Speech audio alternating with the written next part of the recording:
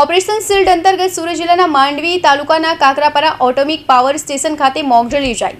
સુરતની માંડવી ખાતે operation shield અંતર્ગત તારીખ 31/5/2025ના રોજ 17.15 કલાકે માંડવી ખાતે આવેલ કાકરાપાર એટોમિક પાવર સ્ટેશન ખાતે બે શંકાસ્પદ વ્યક્તિઓ અનધિકૃત રીતે પ્રવેશ કર્યા તે અંગેની માહિતી પ્રાપ્ત। ઉક્ત માહિતી મળતાની સાથે જ પ્લાન્ટ ખાતે રહેલ CISFની ટુકડીએ કાઉન્ટર મેઝર્સ ચાલુ કરી દીધેલ અને બે શંકાસ્પદ હથિયારધારી ઈસમોને ન્યુટ્રલ કરી દીધેલ।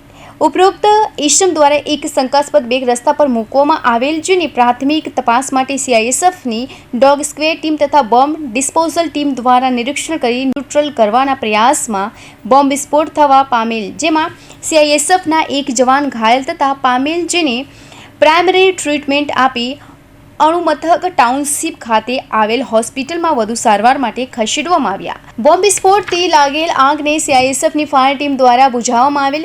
NDRF દ્વારા ઝડપાયેલ ઇસમોને તપાસી તેઓ દ્વારા કોઈ પ્રકારનું ન્યુક્લિયર રેડિયેશન વગેરેથી એફેક્ટેડ છે કે કેમ એની તપાસ કરવામાં આવેલ। અંતમાં CISF દ્વારા સમગ્ર એરિયા તપાસવામાં આવેલ અને કોઈ ખતરો ન હોવાનો સંકેત આપતા મોક ડ્રીલ પૂર્ણ કરવામાં આવેલ। Hamirsinh Chauhan, Hind TV news, Mandvi.